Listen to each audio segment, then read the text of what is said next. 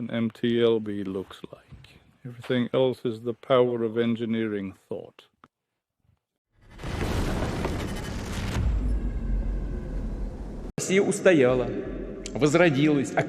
The Kremlin has ordered Russian propagandists to declare Russia's so-called victory in the war against Ukraine by February 24, 2025, the third anniversary of the full-scale invasion, according to a statement from Ukraine's main Directorate of Intelligence.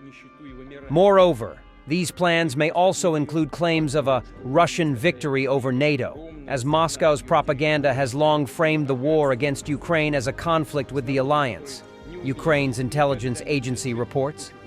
Additionally, Kremlin intelligence services have been instructed to exploit the diplomatic efforts of the new U.S. administration aimed at ending the war, as well as the bilateral meeting of delegations in Saudi Arabia, in their disinformation and psychological campaigns. One of the key goals of the Kremlin's new propaganda guidelines is to conceal Russia's status as an aggressor and war criminal, isolated by the civilized world, under the guise of being a constructive party to the conflict, supposedly ready for peaceful resolution. The statement from Huar reads, it adds that for Ukraine's European allies, Russia plans to label them as enemies of peace. Key narratives of Russian information warfare include: the West has betrayed Ukraine, creating the impression that Kiev's allies have abandoned it. Neither Moscow nor Washington cares about the opinions of Europeans and Ukrainians, pushing the idea that major players make decisions without Ukraine's involvement. The US and Russia have secretly negotiated behind Ukraine's back, attempting to suggest that have no trust in Ukraine's partners. Ukraine's government is illegitimate, discrediting the country's leadership. The Ukrainian army is losing on the battlefield, demoralizing Ukrainian society and military personnel. Ukrainian officials are stealing billions of dollars in US aid, undermining international support.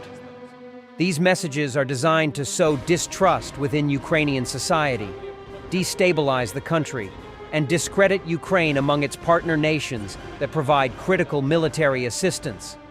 Russia is actively spreading propaganda to justify its war against Ukraine, weaken Western support, and create divisions among Ukrainians and their allies.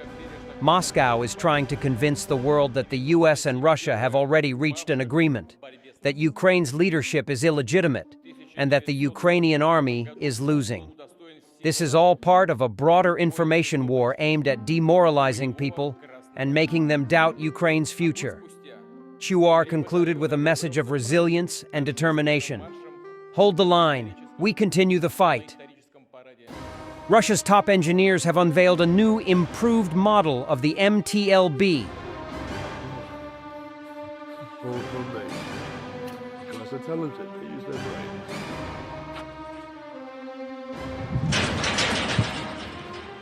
An MTLB looks like.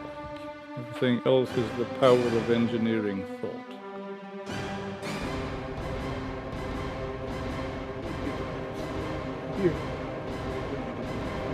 I believe that this year we will reach a ceasefire regime. How long and effective it will be is another question. The head of Ukrainian military intelligence, Budanov. What do you think, will it be possible to achieve a ceasefire this year? That is either way, let them waste resources. Just my personal opinion. Your personal point, your position. So. I think so. That is, the parties are very close to this. You know, this is a paradoxical situation. Despite the fact that Vladislav Davydenko, the starting positions of the parties are diametrically opposed as much as possible. At the same time, I think that this year we will come to a ceasefire. How long it will last, how effective it will be, that's another question. But that it will happen, I think that it will happen. There are all the conditions for it. Host most components for this to happen. The publication Frontliner has released footage of an Ukrainian F-16 fighter jet in combat on one of the frontline directions. The footage of the F-16 was shared by Andriy Dubchak, the founder and chief editor of Frontliner, on Facebook. Suddenly, the growing hum of the jet engine becomes recognizable, and the plane flies towards the front, at a nearby landing, at an ultra-low altitude. "Here is an F-16 with additional tanks," comments one of the soldiers. "In a minute or two, the F-16 will turn around and fly past us again." Somewhere, Russians are probably already screaming in the fire or running around with tourniquets, I say. Number not with tourniquets, but with an Esmark bandage, the soldier clarifies.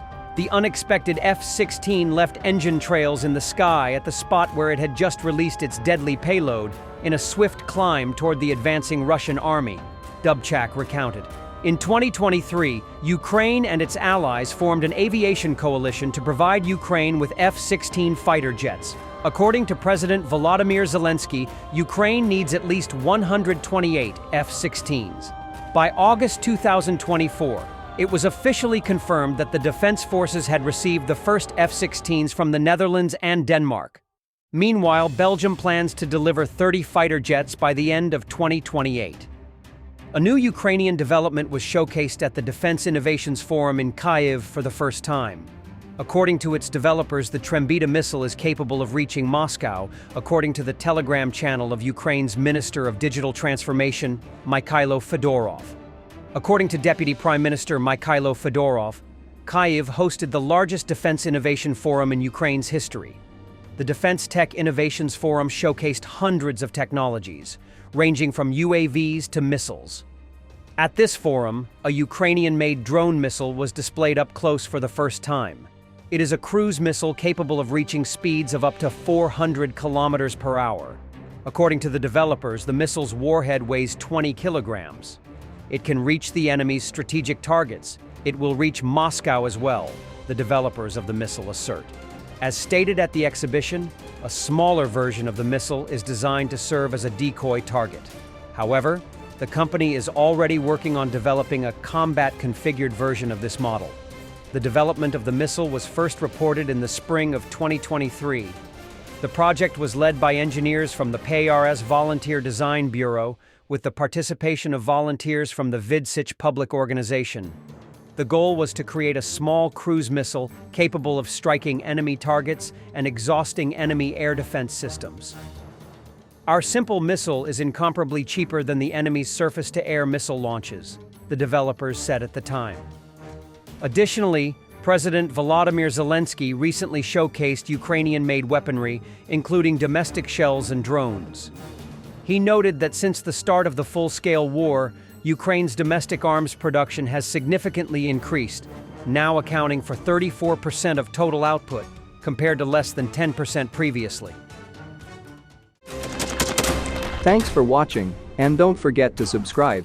Also, if you want to support Warthog Defense, please become our member and get early access to new videos, exclusive members-only videos, and become administrator in comment section. The membership link is in the description. Every day. We had a guy last week, it's 6 rescues in 6 days. You know, he's doing the job every day.